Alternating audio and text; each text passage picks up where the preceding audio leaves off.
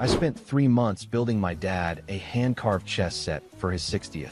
Found it in the trash the next morning, still in the wrapping. My brother's store-bought watch was on his wrist. I didn't say anything. I just never came back. My name's Michael. I'm 32, and I want to tell you about the moment I stopped trying to earn my father's love. Not because I ran out of love to give, but because I finally realized I was pouring it into a container that had no bottom. And the thing that finally made it click wasn't some dramatic argument or a screaming match at Thanksgiving. It was a trash can. But I'm getting ahead of myself. Let me back up. I grew up in a small town outside of Knoxville, Tennessee. My dad, Gerald, was the kind of man who believed that love was something you earned, not something you were owed. He ran a small contracting business, built houses with his hands, and expected his sons to be cut from the same cloth. My older brother, Trent, was 3 years ahead of me and everything my dad wanted in a firstborn. Tall, athletic, loud, confident. The kind of guy who'd walk into a room and own it before he even said a word. My mom, Jolene, was sweet and well-meaning, but had this way of smoothing everything over that meant nothing ever actually got addressed. She was the rug, and all the family's problems got swept right under her. Then there was me. I was quieter. I liked books. I liked building things with my hands too, but not houses. I carved. Wood carving, specifically. I started when I was about 12 after my grandfather, my mom's dad, taught me during a summer visit.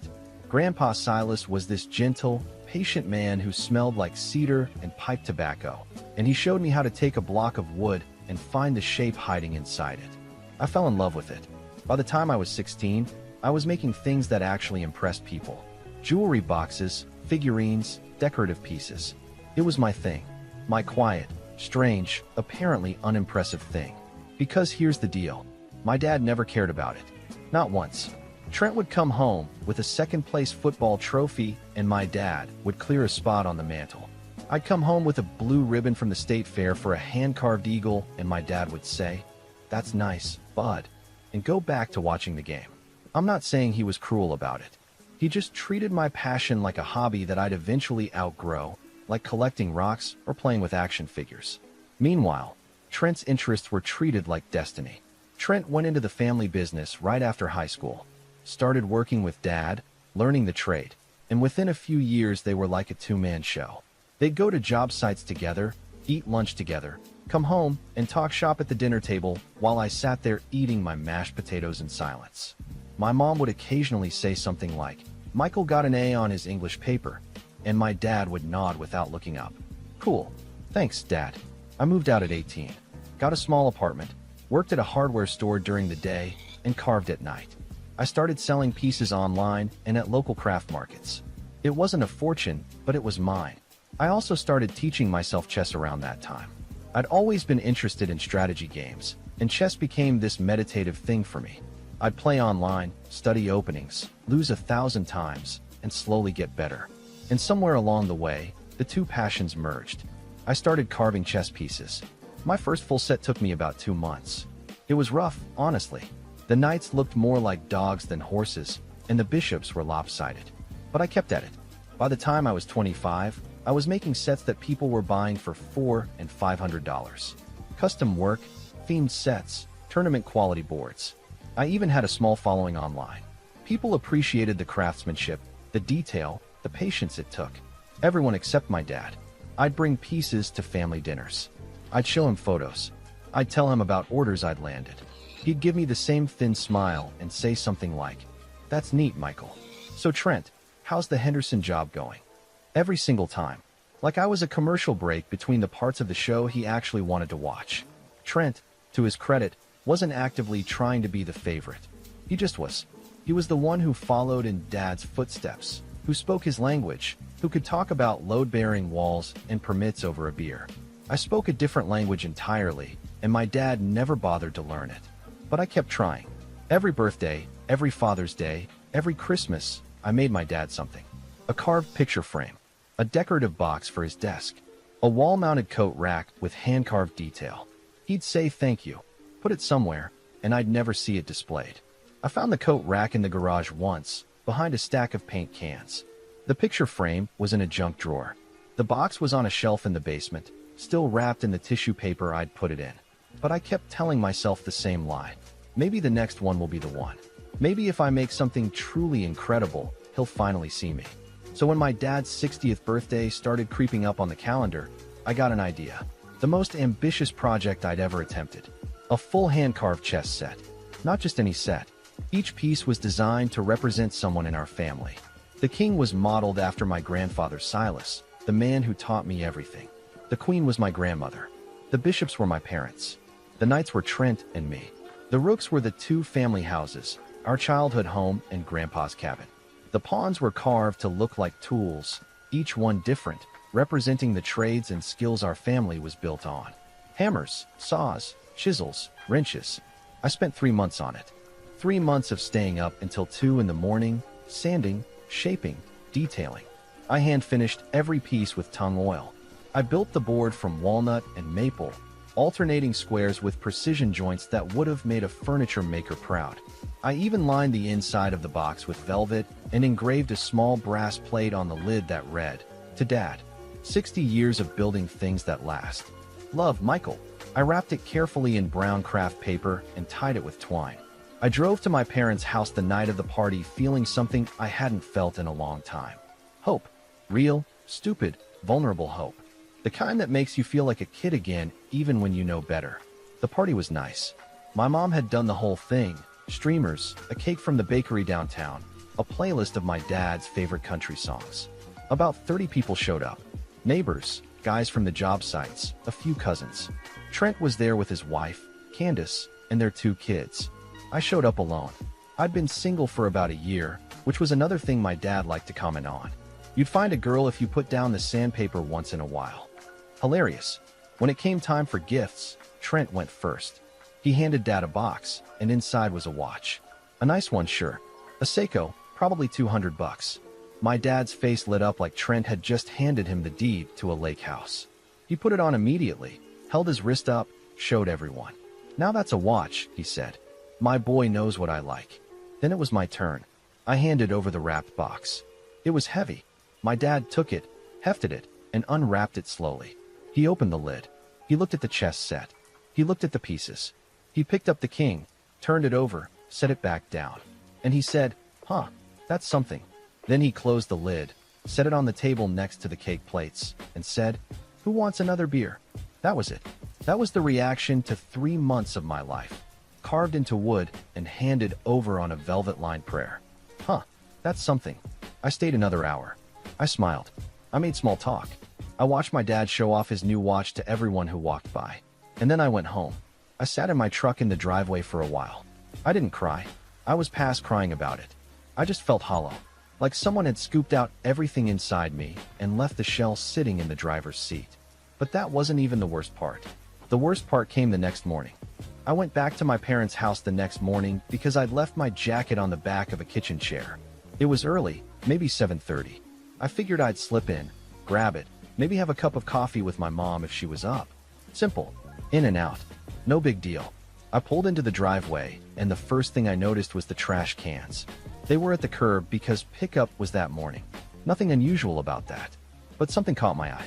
Sitting on top of the recycling bin, slightly tilted, was a brown paper bag. And sticking out of it was a corner of brown craft paper. The same craft paper I'd wrapped the chess set in. I got out of the truck and walked over like my legs were moving on their own. I pulled the bag open. There it was. The chess set. Still in the wrapping. The twine was still tied. He hadn't even opened it again after the party.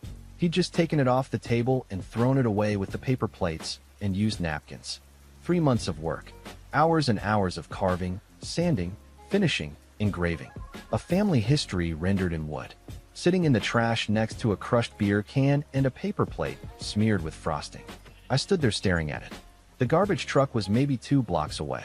I could hear it grinding and beeping as it worked its way down the street. In about 5 minutes, the whole thing would have been compacted and hauled to the dump, and I never would have known. I picked it up. I held it.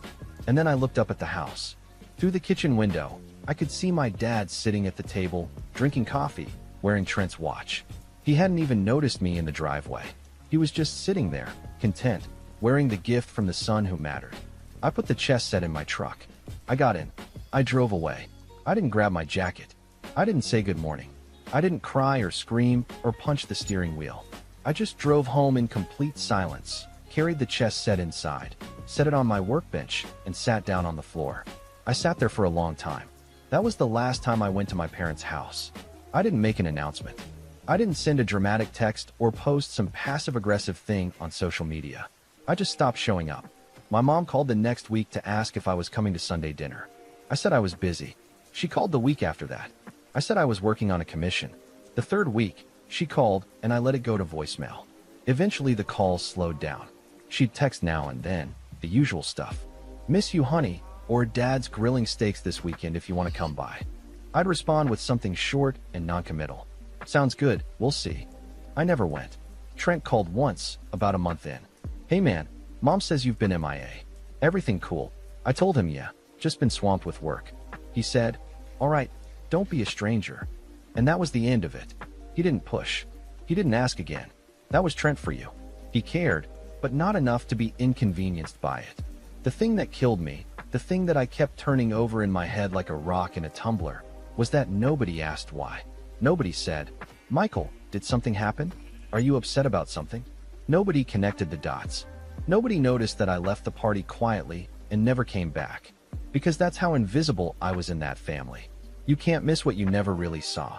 About 6 weeks after the birthday, my mom finally showed up at my apartment. She brought a casserole, because of course she did. Jolene's answer to every emotional crisis was a 9x13 pan of chicken and rice. She sat on my couch and asked me what was going on. Why hadn't I been around? Was I sick? Was I in trouble? I almost told her. I was so close. The words were right there. "I found the chess set in the trash, Mom." He threw it away. He didn't even unwrap it again. But I looked at her face and I knew exactly what would happen. She'd get that soft, pained look. She'd say something like, "Oh honey, I'm sure he didn't mean it like that. You know how your father is. He's just not good at expressing himself." And then she'd go home and tell my dad that I was upset, and he'd roll his eyes and say I was being sensitive, and nothing would change. Nothing ever changed. So instead I said, "I'm fine, Mom. Just been really focused on work. I've got a lot of orders coming in, and I'm trying to build something here." She seemed satisfied with that. She hugged me, told me she loved me, and left the casserole on the counter. I ate it over 3 days. It was good. My mom's cooking was never the problem. Here's what I didn't tell her. I'd found out something else during those 6 weeks. Something I discovered entirely by accident while I was cleaning out my grandpa's cabin. Grandpa Silas had passed away about 4 years earlier, and the cabin had been sitting mostly untouched since then. My mom asked me to go out there and see what needed to be done before they decided whether to sell it. So I went. The cabin was exactly how I remembered it. Smelled like cedar and dust. His tools were still on the workbench. His books were still on the shelves. And in the back of the closet in his bedroom, inside an old lockbox, I found a stack of papers. Letters, mostly. But buried in the pile was a document I'd never seen before. Grandpa Silas's will. Not the official one that had been filed with the estate. The one that left everything to my mom and her sister, Aunt Della. This was an earlier version. A handwritten draft with a note clipped to it that said, "Updated version with attorney, August 2019. In this draft, Grandpa Silas had written a specific provision. The cabin and the 5 acres it sat on were supposed to go to me. Directly to me. Not to the estate. Not to be split. Not to be sold. To Michael, because, and I'm quoting from memory here, he's the only one who ever loved this place the way I did. And he's the only one who'll take care of it." I sat on the edge of Grandpa's bed and read that line 4 times. The only one who ever loved this place the way I did. My grandfather saw me. He saw me when nobody else did. And he tried to make sure I'd have this place. But somewhere between this draft and the final version, that provision disappeared. I didn't know why. I didn't know if my mom or Aunt Della had talked him out of it, or if the attorney had simplified things, or if Grandpa changed his mind. But the cabin was now technically my mom's, and she was talking about selling it. That discovery did something to me. It cracked open a door I'd been keeping shut, because it wasn't just about the chess set anymore. It was about a lifetime of being overlooked. A lifetime of being the quiet one, the weird one, the one whose passions didn't count because they didn't come with a trophy or a paycheck that my dad could brag about at the bar. It was about watching Trent get the spotlight, the praise, the attention, the inheritance of my dad's approval, while I got head pats and afterthoughts. And now I was watching the one place that ever felt like home. The cabin where my grandfather taught me to carve. The place where someone finally said, "You're enough." Get put on the market so my mom could split the proceeds with Aunt Della and probably hand half to Trent for some business expense. Something shifted in me during those weeks. I wasn't angry exactly. I was just done. Done performing. Done auditioning for a role I was never going to get cast in. Done believing that if I just tried harder, loved louder, carved more beautifully, someone in my family would finally turn around and say, "Hey, we see you." I started making a plan. Not a revenge plan. Not at first. Just a plan to take care of myself for once. To stop waiting for permission to matter. And the first step was figuring out what happened to my grandfather's original wishes for that cabin. Because if Silas wanted me to have it, then maybe, just maybe, I could still make that happen. And if my family had a problem with that, well, they'd have to actually notice me first. The next few months were the loneliest and most productive of my life. I threw myself into my work like a man possessed. Not because I was running from something, although I probably was, but because for the first time I was building something entirely for myself without looking over my shoulder to see if anyone was watching. My online store had been doing okay before. A few orders a month, some custom commissions, mostly chess sets and decorative pieces. But I'd always held back. I priced things too low because I didn't think people would actually pay what they were worth. I turned down opportunities because they seemed too big or too risky. I played small because that's what I'd been trained to do. Michael doesn't take up space. Michael is the quiet one. Michael sits at the table and eats his mashed potatoes. Not anymore. I redesigned my website. I invested in better photography for my pieces. I raised my prices, and I'll be honest, I held my breath the first time I listed a chess set for $1,200. But it sold in 3 days. Then I made another one and listed it for $1,500. Sold in a week. I started getting inquiries from collectors, interior designers, even a guy who ran a high-end gift shop in Nashville. He wanted to carry my work on consignment. I said yes. By month 2, I was making more money from carving than I'd ever made at any job. Not life-changing money yet, but real money. Enough to quit the hardware store. Enough to feel like maybe this thing I'd been told was a silly hobby was actually something special. Imagine that. The thing my dad dismissed as sandpaper and sawdust was turning into a legitimate business. I also started going to the cabin on weekends. Not officially. My mom hadn't sold it yet. She and Aunt Della were still going back and forth about whether to list it or rent it out. So it just sat there empty. I'd drive out on Saturday mornings, let myself in with the key Grandpa had given me years ago, and work at his bench. There was something about being in that space that centered me. The smell of the wood, the light coming through the window over the bench, the sound of nothing but birds and my own hands working. It felt like Grandpa was still there, standing behind me, saying, "Slow down, Michael. Let the wood tell you what it wants to be." During one of those weekends, I met Elise. She lived about a mile down the road from the cabin in a small house with a garden that looked like something out of a magazine. I'd driven past it 100 times as a kid, but never paid attention. Elise was out front when I drove by, struggling with a fence post that had come loose in a storm. I stopped to help because that's what you do on a country road. You don't just wave and keep going. She was 30, a veterinarian who worked at a large animal practice about 20 minutes away. Dark hair, kind eyes, and this way of talking that was direct but never harsh. She thanked me for the fence post, offered me a glass of iced tea, and we ended up sitting on her porch talking for 2 hours. I told her about the carving. She told me about a horse she'd saved the week before that everyone else had ridden off. We didn't talk about my family. We didn't talk about trash cans or chess sets or invisible sons. We just talked. And for the first time in a long time, I felt like someone was actually listening. We started seeing each other regularly after that. Nothing dramatic, no grand romantic gestures. Just dinners, walks, long conversations. She came to the cabin one day and watched me work. She didn't say anything for about 20 minutes, just sat there observing. Then she said, "You disappear when you carve, like you go somewhere else. It's beautiful to watch." Nobody had ever said anything like that to me. Nobody had ever looked at what I did and called it beautiful. I had to excuse myself to the bathroom for a minute after that one. While my personal life was quietly blooming, I was also doing research. I'd taken the handwritten draft of Grandpa's will to an attorney named Sullivan Pratt. Sullivan was a semi-retired estate lawyer who ran a small practice out of a converted house downtown. He had white hair, a bow tie, and the demeanor of a man who'd seen every family fight the legal system could produce. I showed him the document and explained the situation. He studied it carefully. He asked questions. He made copies. And then he told me something that changed everything. The handwritten draft I'd found wasn't just a rough version. It was dated and signed. And according to Sullivan, there were grounds to argue that the final will, the one that had been filed, didn't properly reflect Grandpa's intent regarding the cabin. Specifically, there was a note in the margin of the draft that said, "Cabin to Michael, separate from estate." Discussed with Della, she agrees. If Aunt Della had indeed agreed to that provision, and it was removed without proper documentation of a change in intent, there might be a legal basis to challenge the distribution. I want to be clear here. I wasn't trying to screw my mom or Aunt Della out of anything. The estate had other assets, savings, some investments, the proceeds from Grandpa's truck and equipment. The cabin and the land were a piece of it, but not the majority. What I wanted was what Grandpa wanted. For the cabin to be mine.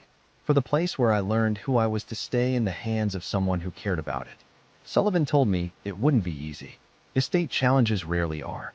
But he also said the handwritten document, combined with any corroborating evidence of Grandpa's intent, could make a strong case. He asked if there was anyone who could confirm that Grandpa wanted the cabin to go to me. I thought about it, and then I remembered something. Grandpa's neighbor, a retired carpenter named Harlan Boggs, had been his closest friend for 40 years. They'd built a fence together, shared tools, watched each other's places when one of them traveled. If anyone knew about Grandpa's wishes, it would be Harlan. So I drove out to see him. Harlan was 82 and sharp as a tack. He lived in a small brick house about a quarter-mile from the cabin, with a workshop in the back that made mine look like a cardboard box. When I told him what I'd found, he didn't seem surprised. He sat back in his chair and said, "Your grandpa talked about that all the time. Said the cabin was for you. Said you were the only one in the family who understood what it meant to make something with your hands." He was real clear about it. I asked if he'd be willing to put that in writing or testify if it came to it. He looked at me for a long moment and said, "Son, your grandfather was the best man I ever knew. If his wishes got lost in the shuffle, I'll do whatever it takes to set it right." I drove home that night feeling something unfamiliar. Not hope exactly. I'd been burned by hope before. It was more like momentum. Like I'd been standing still for 32 years and finally started moving. The business was growing. Elise was in my life. Sullivan was working on the cabin situation. And for the first time, I wasn't building something to impress my father. I was building something for me. Meanwhile, my family hadn't noticed any of it. My mom still texted occasionally. Trent sent a meme once every couple of weeks. My dad didn't reach out at all. Not once. I'd been gone from their lives for almost 4 months, and the man hadn't picked up the phone a single time, which told me everything I needed to know about where I stood. But here's the thing about being invisible for your whole life. When you finally step out of the shadows, nobody sees it coming. And what was coming next? Well, let's just say nobody in my family was prepared for it. Least of all my dad. 5 months after the birthday party. 5 months of silence, growth, and quiet preparation. That's when everything started converging in a way that felt almost scripted by the universe. If you believe in karma, this is the part where you start nodding. Sullivan had been working behind the scenes, gathering documentation, filing the necessary motions to challenge the estate distribution regarding the cabin. He'd obtained a copy of the final will from the probate court, and when he compared it side by side with the handwritten draft I'd found, there was a clear discrepancy. The final will made no mention of the cabin going to me. It simply lumped everything into the estate, split evenly between my mom and Aunt Della. But the handwritten draft, dated just 3 weeks before the final version, explicitly named me as the recipient of the cabin and the surrounding 5 acres. Sullivan also discovered something interesting. The attorney who'd prepared the final will, a guy named Gentry Moss who had since retired, had notes in his file that referenced a phone conversation with my mother. The notes were brief, but telling. They said, "Jolene called. Discussed simplifying distribution. Remove specific bequests. Split everything equally." That was it. One phone call. My mother had called the attorney and asked him to simplify the will, which effectively erased my grandfather's specific wish that I receive the cabin. Now, I want to pause here because I know what you might be thinking. Maybe my mom didn't realize what she was doing. Maybe she thought simplifying was just easier. And maybe that's true. But here's what bothered me. She knew. She had to have known. Grandpa told people about his plans for the cabin. Harlan knew. Aunt Della apparently knew. There's no way my mother didn't know that her own father wanted that cabin to go to his grandson. And she let it get erased with a phone call. Whether it was intentional or careless doesn't really matter when the result is the same. Sullivan filed a petition with the probate court to reopen the estate distribution and presented the handwritten document, Harlan's sworn statement, and the attorney's notes as evidence. He warned me that my family would be notified as part of the process. I told him I was ready. While the legal wheels were turning, something else happened. My business exploded. Not gradually, explosively. A lifestyle blogger with about 2 million followers had purchased one of my chess sets as a gift for her husband and posted an unboxing video. She spent 4 minutes on camera just marveling at the detail, turning each piece over, running her fingers along the board. The video got over 800,000 views in a week. My inbox flooded. I had more orders than I could fill. I had to set up a wait list. Within 2 weeks, I'd been contacted by a producer from a regional craft show on public television. They wanted to feature me in a segment about artisan woodworkers. I said yes. Then a gallery in Asheville reached out about displaying a collection of my pieces in their annual handmade exhibition. I said yes to that too. Then, and this is the one that still makes me shake my head, I got an email from a representative of a well-known actor. I won't name names, but let's just say this person has been in multiple blockbuster franchises and apparently collects handmade chess sets. They wanted a custom commission. The budget they quoted was more than I'd made in some entire years of my life. Elise was there through all of it. She never made it about her. She never said, "I told you so," because she'd never had to. She just showed up, helped me pack orders, organized my shipping schedule, and occasionally forced me to stop working and eat dinner like a human being. One night, she looked at me across the table and said, "You know you deserve all of this, right?" I told her I was starting to believe that. She said, "Good, because I'm not going anywhere, and I refuse to date someone who doesn't know their own worth." I would like the record to show that I did not get emotional at that moment. I absolutely did not excuse myself to check on something in the workshop while my eyes happened to be a little dusty. So there I was. Business booming, a woman who actually saw me, a legal case in motion, and a life that was finally starting to look like something I'd built on purpose rather than something that happened to me by accident. And then my mom called. Not a text this time. A call. I picked up because it had been a while, and, despite everything, she was still my mother. "Michael, we need to talk." Her voice was tight. Not angry exactly, but wound up. Like she was trying very hard to stay calm. "I got a letter from a lawyer about your grandfather's cabin. Can you explain to me what's going on?" I kept my voice even. "I found a document in Grandpa's cabin. A handwritten version of his will that says the cabin was supposed to go to me. I took it to an attorney and he agrees there's a valid claim. That's what's going on." Silence. Then, "Michael, you can't just go behind everyone's back like this. This is a family matter." I almost laughed. "A family matter? Mom, I've been gone for 5 months. Dad hasn't called me once. Trent texts me memes. You send casseroles. Nobody in this family has asked me a single real question about my life in years. So forgive me if I don't feel like running major life decisions through the family committee." She got quiet after that. I could hear her breathing. Then she said, "Your father is very upset." "About the cabin?" "About all of it. He says you've been distant and disrespectful." I gripped the phone so hard I'm surprised it didn't crack. Distant and disrespectful. The man who threw away a 3-month labor of love without even looking at it twice thought I was being disrespectful. The man who hadn't dialed my number in 5 months thought I was being distant. "Mom, I have to go. The lawyer will handle the legal stuff. If Dad wants to talk to me, he knows my number." She said something else, but I was already pulling the phone away from my ear. I sat there for a while, breathing.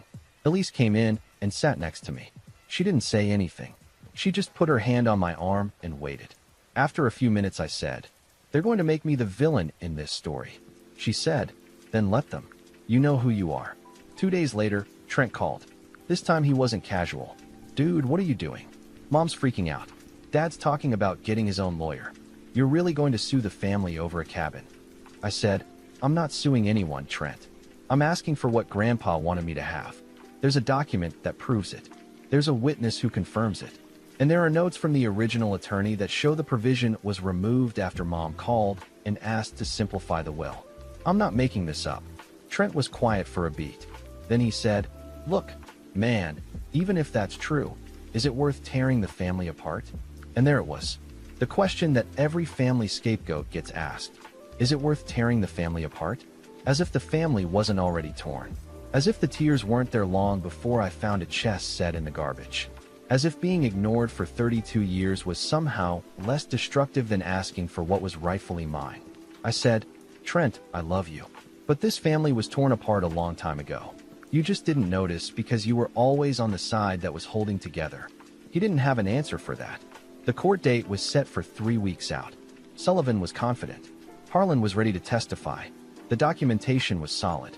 And for the first time in my life, I was going to walk into a room and demand to be seen. Not as Michael the quiet one. Not as Michael the disappointment. Just as Michael, the grandson who was loved by a man who carved.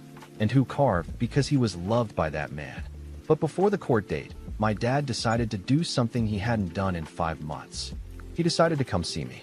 And what happened next is the conversation I'd been waiting for my entire life. It was a Tuesday evening.